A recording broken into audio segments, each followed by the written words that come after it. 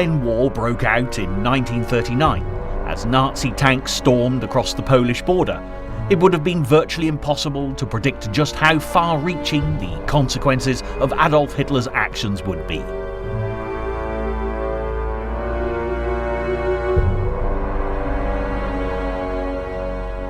By the winter of 1943, from north, south, east and west, the battle cries rang out across the globe, and the atrocities visited upon innocent civilians, particularly those of the Jewish faith, became ever more horrifically apparent. But as Hitler's Axis powers crushed and subjugated entire populations, news of Nazi and Japanese crimes against humanity served to fuel Allied determination to win the war as quickly as possible. The plight of those held in concentration camps was no longer hidden from view, and although it would still be some considerable time before surviving inmates would be liberated, there was now at least hope for some of them. What's more, as October 1943 drew to a close, a formal Allied agreement to set up a United Nations Commission on War Crimes was put in place. Those responsible for atrocities would be called upon to account for their actions, and following orders would be no defence. The months of October, November and December 1943 saw the culmination of many campaigns, and the foundations were laid for many more. Events in the Pacific were rapidly gathering momentum, 2 years on from the surprise Japanese attack on the American naval fleet at Pearl Harbor. Without doubt, the devastating efficiency of Japan's air force makes this one of the most well-known offensives of the entire Second World War. But through the course of this programme, you'll discover that there were also many less well-known skirmishes in the Pacific that were equally fascinating. As well as considering these events in the Pacific, we'll also be focusing on the Allied campaign in Italy, following on from victory over Hitler's troops in North Africa. And all the while, the conflict in Russia was becoming ever more significant, particularly as alliances shifted in the build-up to the Cairo and Tehran conferences, as the blueprint for the Allies' endgame took shape.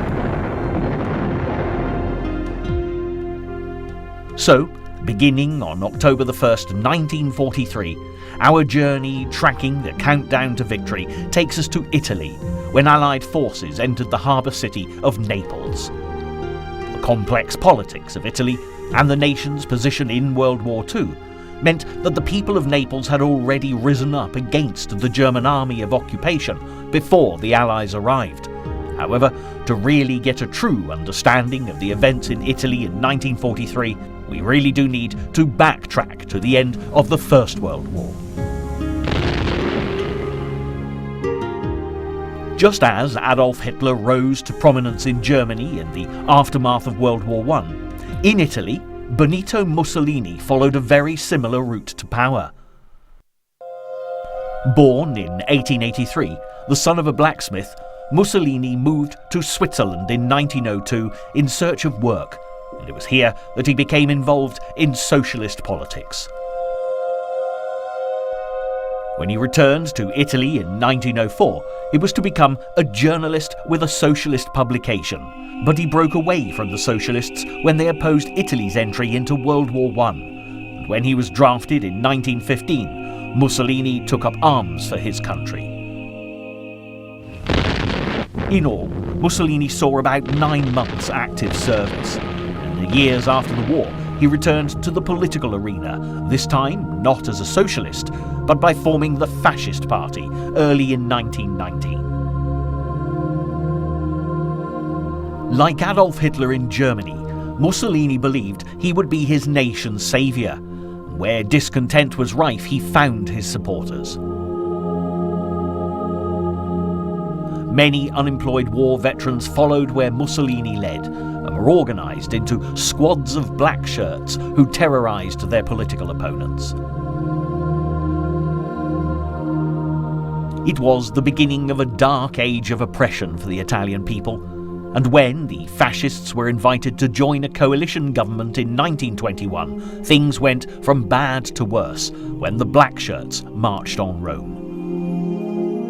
Even the King of Italy, Victor Emmanuel III, turned to Mussolini, inviting the self-styled Il Duce to form a government with disastrous consequences, as by 1925 democracy had been dismantled.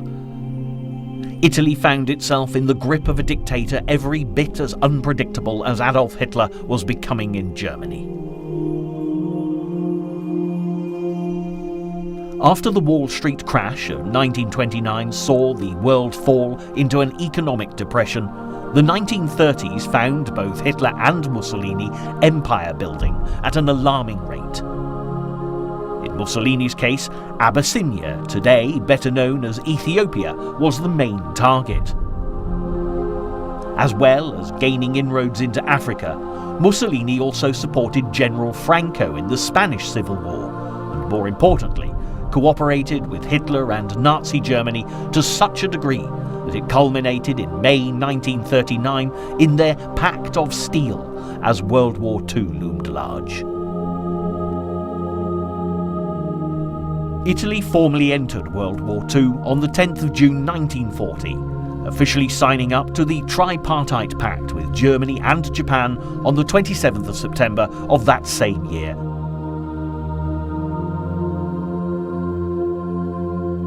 Under Mussolini's leadership, however, Italy was far from being a strong military nation, and as early as 1941 had suffered multiple defeats in Greece and at the hands of the British in North Africa. Ironically, without German intervention, Mussolini and the Italian army would have faced a catastrophic military collapse, and for the people of Italy, confidence in Il Duce was shaken, if not stirred. Despite Mussolini's pre-World War II activity in Africa, the Italians were defeated in the desert, along with the Germans under the command of Erwin Rommel, Hitler's appropriately named Desert Fox. And naturally, once soldiers of the calibre of the British General Bernard Montgomery had secured North Africa, the Allies looked towards Italy as the next logical stepping stone back into mainland Europe. The Allies' successful campaign to take Sicily, codenamed Operation Husky, began in July and came as quite a shock to the Italians. Their position was horribly precarious. Not only did they have the battle-hardened British, Canadian and American troops from North Africa to worry about, but their so-called allies, the Nazis, were equally menacing. If the Italians surrendered, they would come under immediate German attack, and anger against Mussolini for putting Italy in such a predicament grew. With Sicily under heavy attack, early in July 1943, Mussolini was removed from power and put under arrest.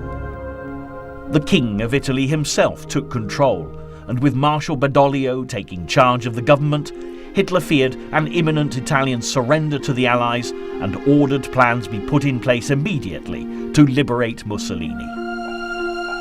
Having been humiliated on the Eastern Front with the loss of Stalingrad, Hitler was determined that the dramatic turn of events in Italy and all around the Mediterranean would not be permitted to undermine his power even further. Consequently, when the Italians did surrender unconditionally to the Allies early in September, the Germans were swift to react. Firstly, they liberated Mussolini and restored him as a puppet dictator. Then they set to work, salvaging whatever they could as they attempted to halt the Allies in their tracks. What was about to unfold in Italy would change the course of the war, and the American president, Franklin D. Roosevelt, astutely commented in one of his famous fireside chat broadcasts that the first crack in the Axis has come. The criminal, corrupt fascist regime in Italy is going to pieces. The question now was who would pick up the fallen pieces first, the Allies or the Germans.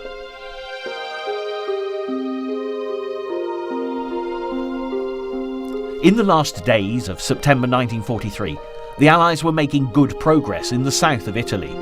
While the King and Marshal Badoglio met the American General Dwight D. Eisenhower aboard HMS Nelson to sign a full armistice, to the north Hitler had annexed the German-speaking regions of northern Italy.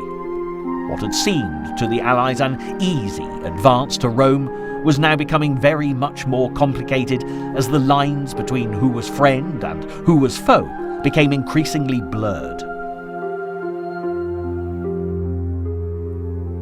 By the 1st of October, when the Allies marched into Naples, the Germans had been fighting a revolt by the citizens of the city. Matters had exploded into conflict when German soldiers began to loot a shop.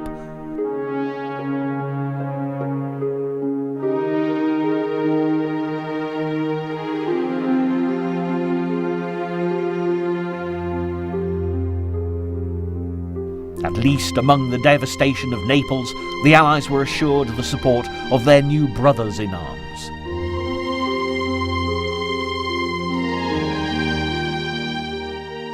Meanwhile, on the Adriatic side of Italy, as October began, the Allies had also captured Foggia, and with it the most important airport in the region.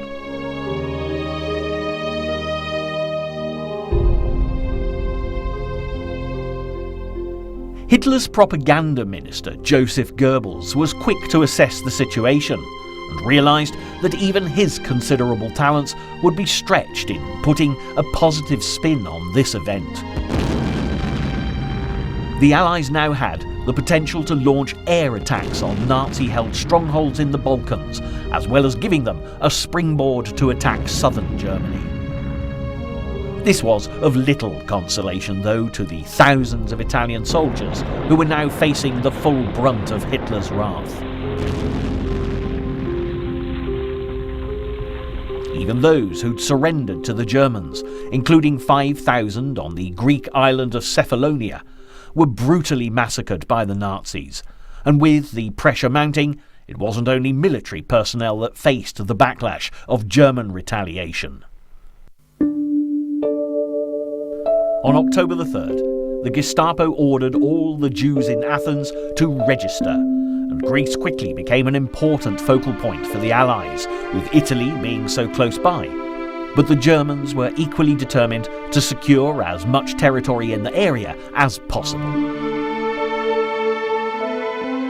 Within 24 hours, the British protectors of the island of Kos had been beaten soundly by Hitler's Axis powers, despite the cracks spotted in their armour by Roosevelt.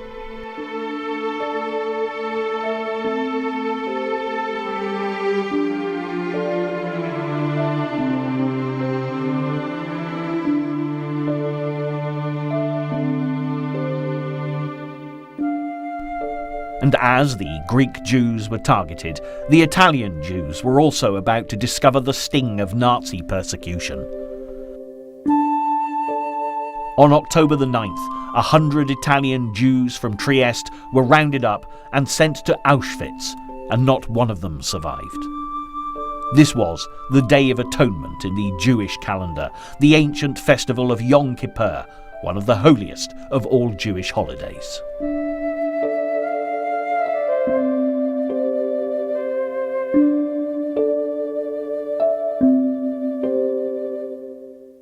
At Auschwitz, this day did not go unmarked, as the Nazis picked out 1,000 inmates they claimed were too weak to work and executed them. Without the protection of being part of Hitler's axis of evil, the Jews of Italy were now SS targets.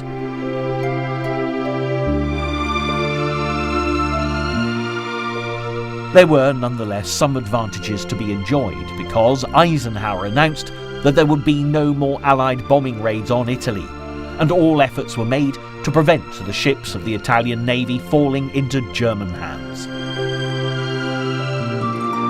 But Hitler's retaliation was unrelenting, and as the Luftwaffe were ordered to attack the escaping ships as they headed for Malta, he also drafted in more ground troops from the Russian front. With the Nazis in full occupation of Rome, General Erwin Rommel was charged with commanding operations in northern Italy, while General Kesselring had the daunting task of stemming the tide of the Allied advance in the south and protecting the Italian capital. Although Kesselring could do little about Naples, the Führer would have been delighted at the devastation his general left behind for the Allies to deal with. The reprisals were appalling, as all communication, transport, water and power systems were destroyed, while the city's buildings burnt, bridges were bombed, railway tracks were torn up, and the harbour was a mass of sunken ships.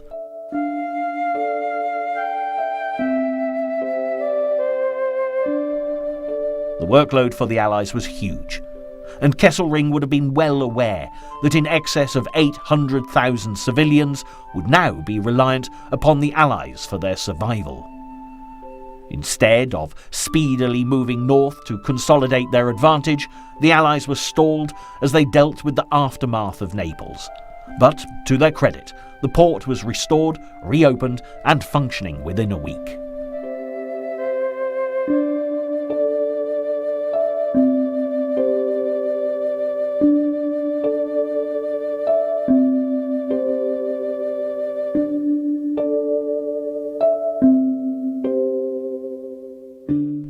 With the Allied commanders' sights now set on Rome, there was no time to lose, and the German defensive line at the Volturno River, 20 miles northwest of Naples, came under attack.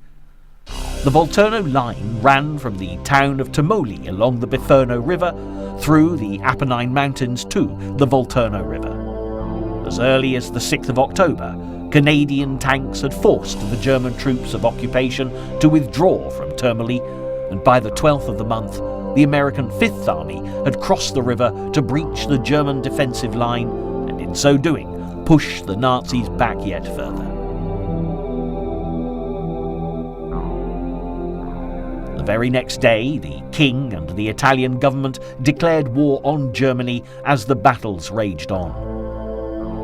There were heavy civilian casualties as well as military losses, with what happened at places like Campobasso being typical. Resonant with ancient history, even the City Hall with all the archives was destroyed as the 1st Canadian Corps eventually took Campobasso from the Germans.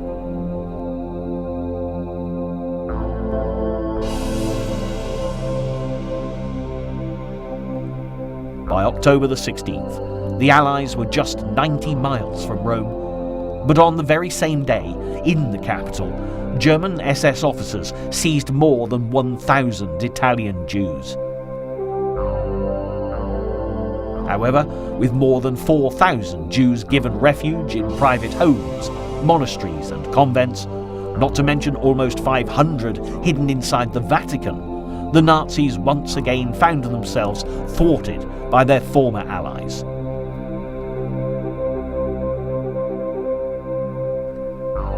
The Allied war effort was now really gathering pace as from the snow-clad mountains of Italy to the sweltering jungles of the Pacific, the dream that victory could be theirs was steadily becoming a reality.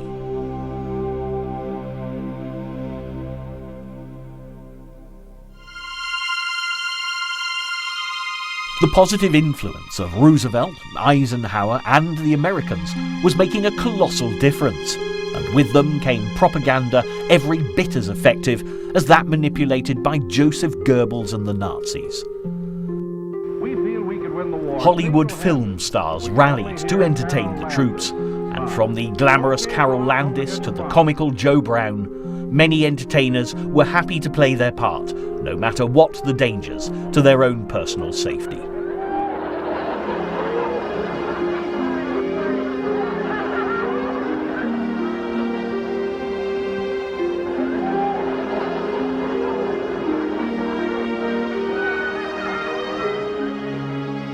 And in this positive atmosphere, plans for the Allied invasion of France were also gathering momentum.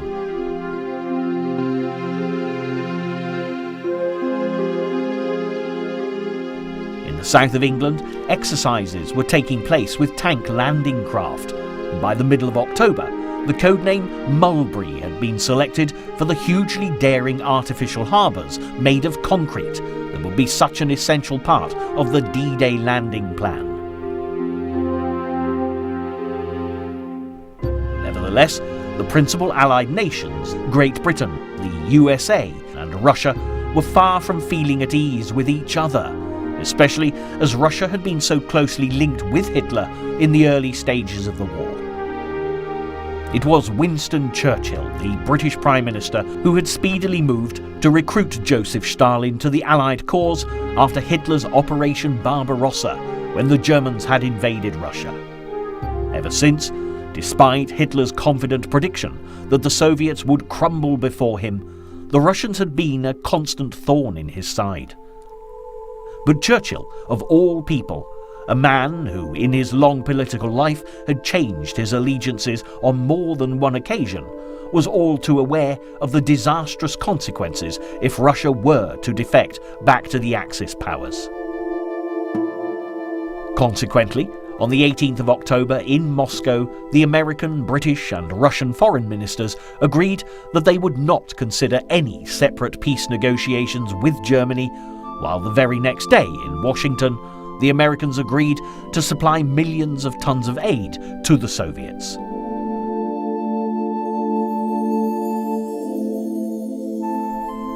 As October 1943 drew to its conclusion, with the Allies manoeuvring into position to sustain their assault on the Axis powers, the cost in human suffering was escalating.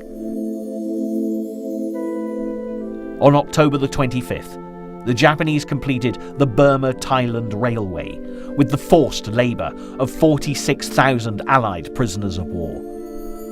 More than 16,000 of them had died of starvation, brutality and disease, alongside many thousands more Burmese citizens caught up in a war not of their making, in which they too were forced to labour for Imperial Japan. Just as events in southern Europe were now moving at a rapid pace, the same was equally true in the Pacific. On the very first day of November, US soldiers of the 3rd Marine Division landed in Empress Augusta Bay on the Solomon Island of Bougainville.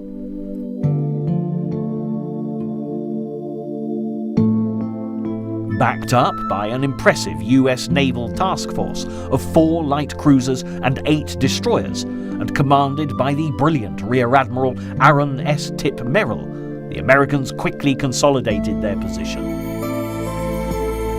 The Japanese were equally quick to respond, launching air attacks from Rabaul, as well as dispatching their own powerful task force of cruisers and destroyers. Merrill was the first American Rear Admiral to use radar, and in this battle it gave him a major advantage. Without radar, the Japanese commander failed to assess the outcome of the battle accurately when Merrill retreated under cover of smoke. Returning to Rabaul, the Japanese believed they'd been victorious and prepared to re-attack the Allied landing forces at Bougainville without realising Merrill's task force was still very much intact.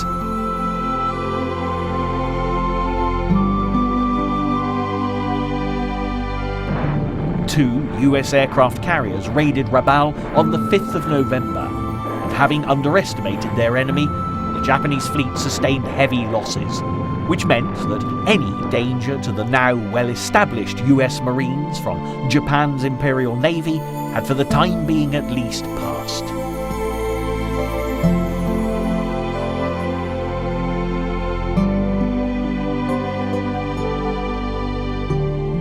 Success in the Solomon Islands had been crucial to the Allies, because it was from here that the Japanese had planned to expand into New Guinea, Papua, and most worryingly of all, Australia. To recap a little, the campaign for the Solomon Islands had started back in February 1943, with General MacArthur leading a sustained American strategic offensive. By June, islands that people had never before heard of in the West were suddenly on the map. In Operation Toenails, the Americans overcame Japanese resistance as they landed on the island of Rendova, with a crucial airfield at Munda within attack range from there. While American and Japanese ships battled for dominance in the waters of the Kula and Vela Gulfs. Although there was no outright victory for the Allies, the Japanese were prevented from backing up their ground troops. When Munda Airfield fell to the Americans on the 5th of August, Phase 1 of their campaign was complete. But there was still a great deal of work to be done, clearing Japanese troops from New Georgia and the surrounding islands of Arundel, Banga, Gizo, Kolombangara and Vella La Vella. The Japanese were a most tenacious enemy, honour-bound, never to contemplate surrender, always fighting to the death.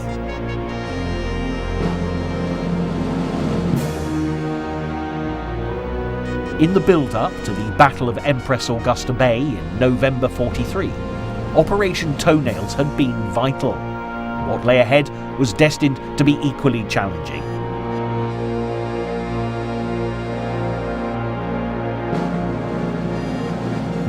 Interestingly, the Japanese suffered much heavier losses of ships and planes than the Americans. But while the USA could manufacture replacements, by this stage in the war, the Japanese could not.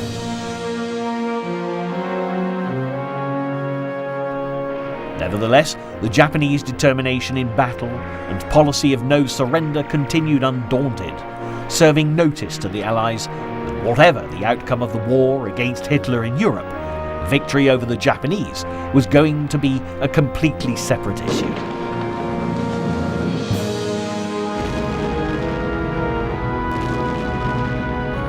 With the end of 1943 just weeks away, Adolf Hitler was finding the troops available to him were becoming ever more thinly spread. Having to occupy Italy, as well as cope with another bitter cold winter on the Russian front, was bad enough. But the Germans were now in no doubt that an invasion of Western Europe sometime in 1944 was imminent. In fact, on November the 3rd, Adolf Hitler issued Directive 51, warning of the anticipated Allied landings, and his propaganda minister Goebbels once again had a difficult task ahead of him, convincing the German nation that their Führer was still invincible. Goebbels' personal diaries offer a fascinating insight, and on the day before Hitler issued Directive 51, Goebbels made an entry regarding the fact that more than 9,000 German soldiers had been killed on the Eastern Front in just 9 days. He said, "We cannot sustain such a drain for long. We are in danger of slowly bleeding to death in the East." Whatever the public face of Nazi propaganda, Goebbels, like many of his fellow high-ranking officials, was fully aware of the all-too-real danger of Germany being defeated.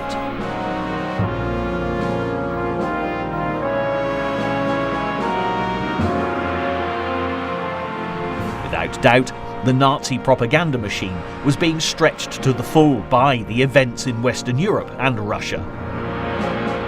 However, the Japanese government was even more determined that the people of Japan should believe that their brave imperial warriors were victorious in every campaign of the Pacific Offensive.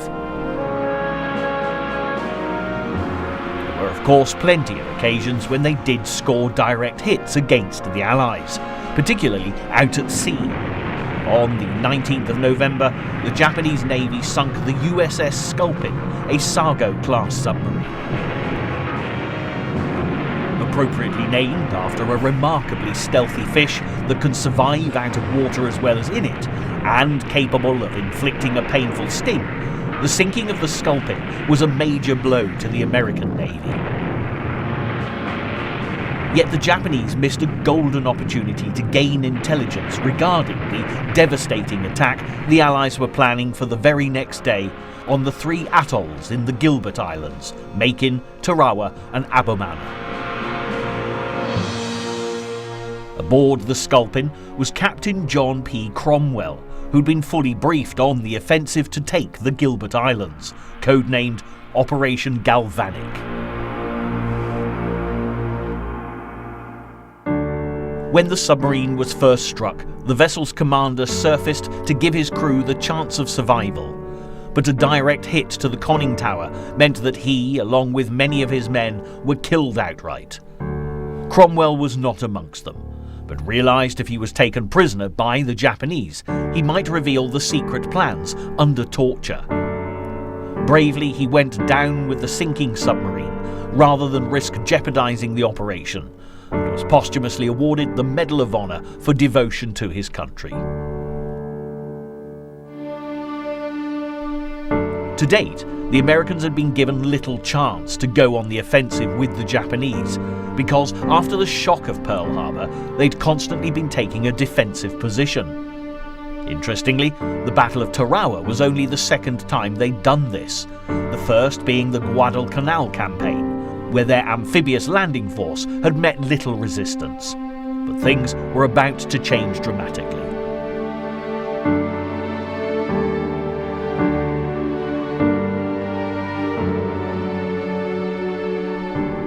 Strategically, the Gilbert Islands were of vital importance as the Allies increased their operations from the mid-Pacific to the Philippines and prepared to advance on Japan. Taking the Mariana Islands from the Japanese would be crucial if the US Navy stood any chance of succeeding in this objective, but naturally, Imperial Japan was all too aware of this. Because the Marianas, including the all-important island of Guam, had become a major target, Japanese reinforcements had been drafted in, fortifications consolidated to make the entire area as secure as possible. The Americans knew that they would have to advance island group by island group, because before they could even reach the Marianas, they would need to wrestle the nearby Marshall Islands from Japanese control. But before they could do that, the enemy garrison on the Tarawa atoll needed to be neutralized. By now, the Americans had enough experience of the Japanese to come prepared, and as Operation Galvanic began on the 20th of November, over 6,000 US troops landed on Macon. On paper, the occupying army, made up of 300 Japanese soldiers and 500 Korean labourers, should have been easily defeated. But the battle was bitterly contested, and American casualties were high.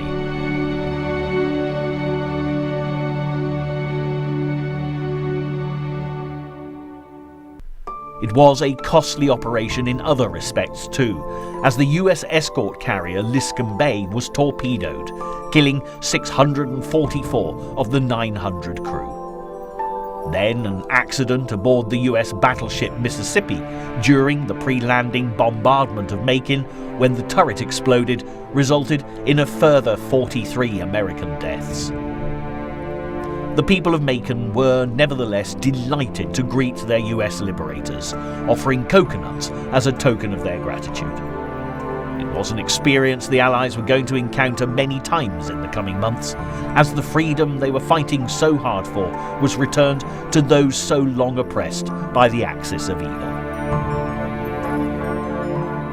With Macon secure, American troops began their assault on Tarawa Atoll.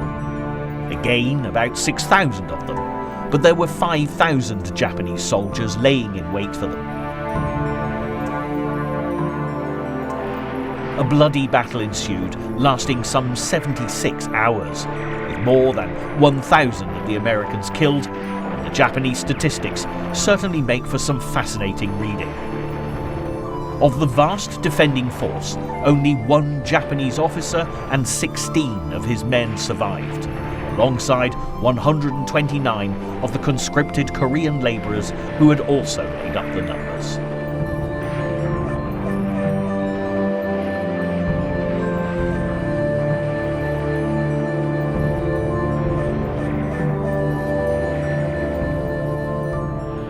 For the American people, who had so far been protected by heavy censorship, the now unrestricted news reports were hugely shocking.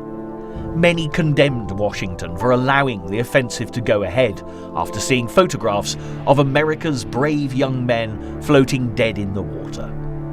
The realization that the Japanese were going to put up a long and terrible fight really did hit home. With their experiences on Macon and Tarawa, the Americans changed their tactics when they reached Abamana.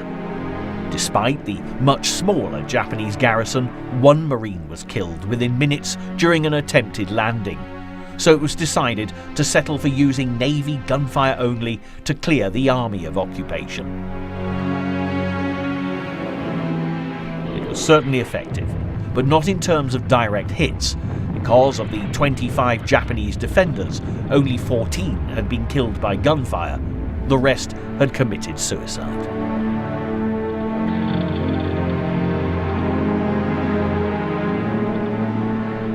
The loss of the Gilbert Islands to the Americans was far from being good news for the Japanese government back in Tokyo.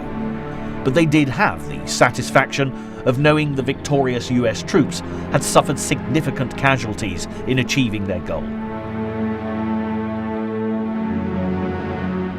The bad news was not yet over for the Japanese, as on the 25th of November, American bombers attacked a crucial airbase on Formosa, or as we know it today, Taiwan.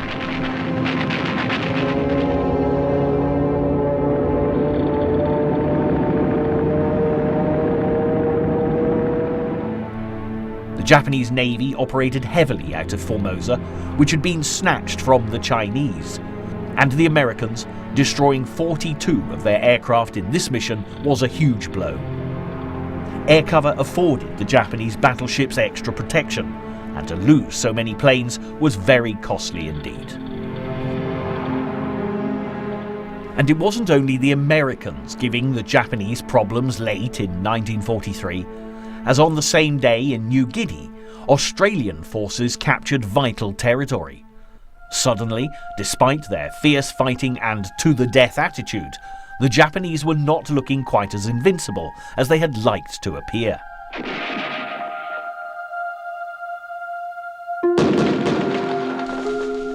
Meanwhile, as the final days of November dawned, the pressure on Adolf Hitler in the West was increasing. On the 22nd, the British carried out a night raid on the German capital, dispatching 764 bombers to attack Berlin. With direct hits on the government section of the city, including the Admiralty and Air Ministry, Hitler was incensed. He was safely resting at his Wolf's Lair military headquarters at Rastenburg in East Prussia, while even the Chancellery and his train in a Berlin railway siding suffered heavy damage. The civilians of Berlin were not as fortunate as their leader, however, as 100 of them were crushed simply trying to get to safety in an underground shelter. Just as it had been for the civilians of London in the Blitz, the number of innocent casualties escalated, with 1,737 Berliners killed. Goebbels once again committed his personal feelings to his diary, noting that hell itself seems to have broken loose over us. The British lost 167 aircrew in the raid, but the very next night, Air Command ordered a further raid on Berlin. This time, 127 aircrew were lost, but the effect on the German capital was again devastating. With no heat, no light and no water, and fellow Berliners dying all around, there was little even Goebbels could do to improve the morale of the German people. For the Allies, there was work to be done wherever they turned, and in Italy, the push towards Rome continued. On the 20th of November, the British 8th Army crossed the Sangro River for the first time, while Kesselring was appointed Commander-in-Chief of all German forces in Italy, as Rommel's services were now in great demand, organising the defence of the Atlantic Wall. There were many major offensives like the bombing of Berlin and the continuing Italian campaign, but the little events were beginning to play a huge part too. In France, the resistance was undermining the German occupation at every turn, and with help from British agents, the preparations for the long-awaited invasion of the coast of northern France were, piece by piece, being slotted into place. Pulling all of the various elements of the Allied push for victory together was far from being an easy task. Meetings between the Allied leaders were incredibly difficult to orchestrate. A prime example of this was the Cairo Conference, held between the 22nd and the 26th of November.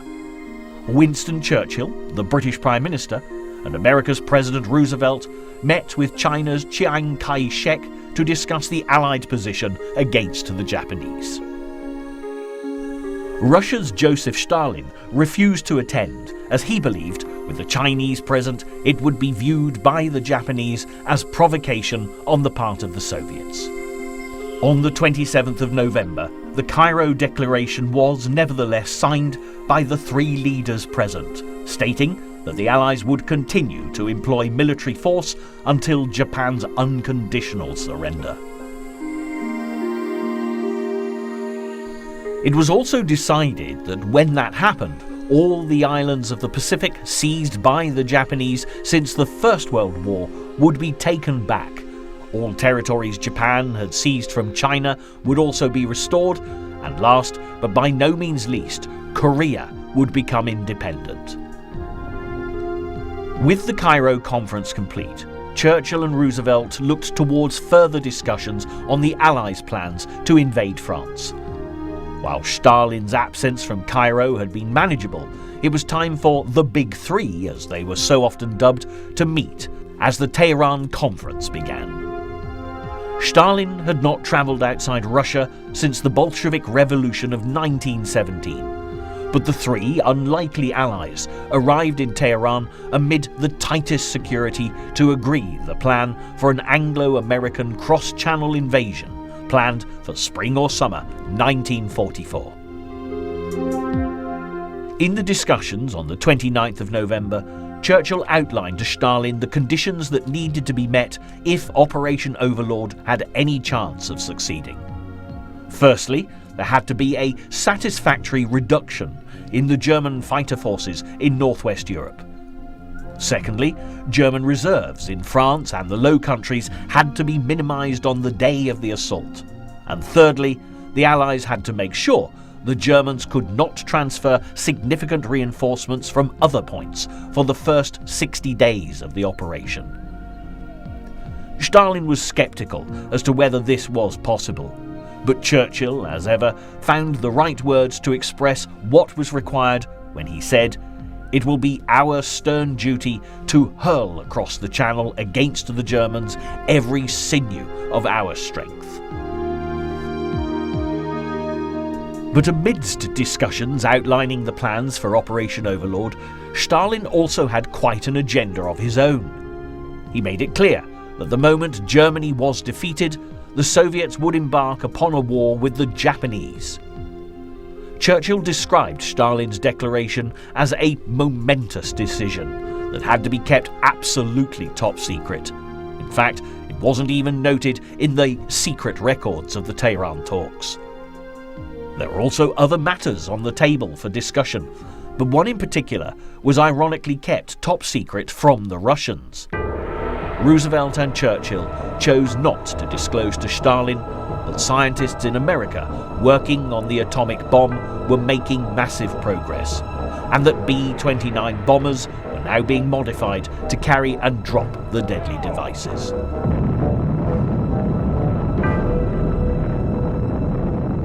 The fear of new weaponry and scientific advances was huge for the Allies and the Axis alike, and in Britain, concern over Hitler's designs for his unmanned rocket bombs continued to increase. Although it would still be many months before his V-1 rockets would be operational, a rare visit by Hitler to a flying bomb test site was scrutinised in the minutest detail. Hitler at this time was always reluctant to leave his Wolf's Lair HQ due to growing fears that he'd be assassinated, as his health, both mentally and physically, deteriorated. It has been suggested that he was suffering from Parkinson's disease, but this has never been substantiated. In the light of this, British intelligence knew that such a visit must have been important, and it was even speculated that the rocket bombs could weigh up to 7 tons. Consequently, Churchill's government put in place plans to make millions of hospital beds available for those who might be injured by such a weapon. Prevention would nevertheless be better than a cure, so Operation Crossbow was also instigated to systematically bomb any site in northern France that looked suspicious from reconnaissance photographs.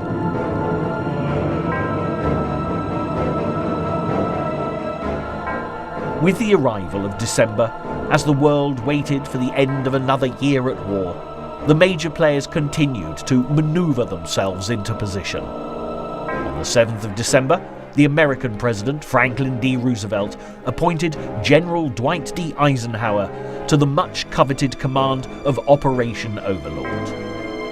Interestingly, Eisenhower had not seen active service, but in his long and distinguished US military career, he'd proved himself to be a natural organiser and leader of men. Calm and level-headed, with Eisenhower as supreme commander of the Allied Expeditionary Forces, Overlord was in a very safe pair of hands indeed. And Eisenhower was not alone. The British general, Bernard Montgomery, was also about to be called to rally for the Overlord cause. He'd been fully occupied in Italy since his rise to prominence with the British Eighth Army in North Africa. But things were moving very slowly now in the Italian campaign as the Germans tightened their grip on Rome and other significant strongholds. By the end of December, Montgomery returned to England to command the 21st Army Group, while Oliver Leese took over Monty's role in Italy. Always outspoken, Montgomery, with a characteristic lack of tact, announced that he was glad to be leaving what he described as the dog's breakfast of the Allied campaign in Italy. Ironically, there were dissenting voices, most notably from the American camp, claiming that Monty had actually played a part in creating the dog's breakfast, and things did not exactly bode well for future relations between the opinionated Englishman and certain US generals. By the very nature of the Anglo-American offensive, these strong-minded personalities were going to have to forget their differences and work together, and it would take all of Eisenhower's immense talent as a diplomat to ensure the very men needed to win the war did not end up fighting amongst themselves.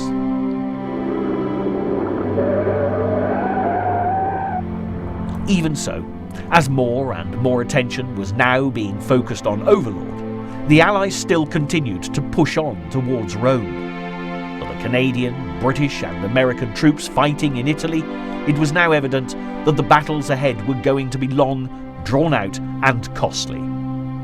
What had appeared to be a straightforward campaign was now going to become a war of attrition throughout 1944. The Germans at the front of Cassino, as 1943 drew to a close, could not be dislodged, despite the best efforts of the Allies. The winter weather was making the task even more difficult, and any hope of matters in Italy being completely concluded before Operation Overlord commenced were fading fast. As Christmas appeared on the horizon, events in the Pacific also continued to hit the headlines. On the 15th of December, American troops landed on the Tarawa Peninsula at the western end of New Britain in the Solomon Islands. It was a strategically important advance, with the capital of New Britain, Rabaul, still operating as a formidable Japanese stronghold. With people everywhere praying for peace at Christmas time, World War II relentlessly marched ever onwards. On Christmas Eve, the British once again bombed Berlin, and on Christmas Day, American planes knocked out 24 of the flying bomb sites that had been spotted in northern France.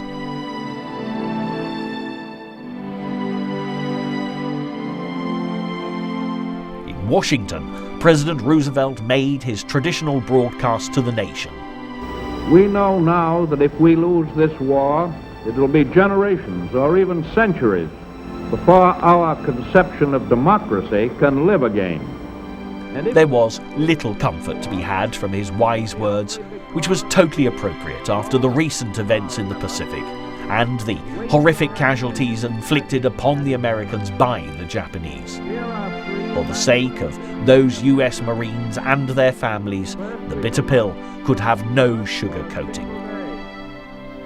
Roosevelt pulled America together with a timely warning of what the year ahead was likely to bring, asking for one and all to find the strength and fortitude that would be required if the Allies were going to be victorious. He said, "The war is now reaching the stage when we shall have to look forward to large casualty lists, dead, wounded, and missing." War entails just that. There is no easy road to victory, and the end is not yet in sight.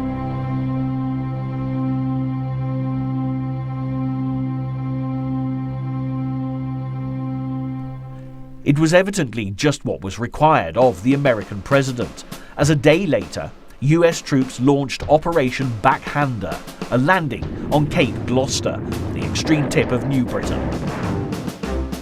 There was no festive holiday out in the Pacific, and within a week, the Americans had secured a vital airfield, giving them the perfect location to launch attacks on the yet unconquered half of New Guinea.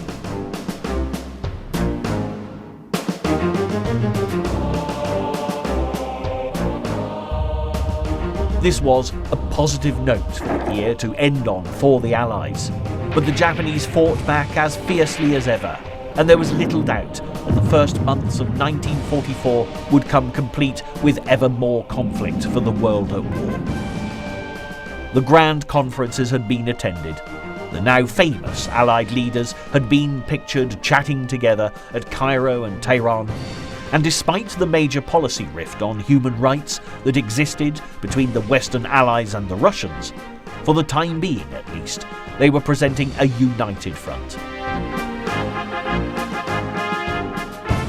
What would happen to the strained allegiances once the war was over was going to be extremely complicated, and on a global scale, the ramifications were immense. Yet from the sleepy seaside towns of southern England through to the ancient streets of historic London, it was this determined island nation that was about to take centre stage.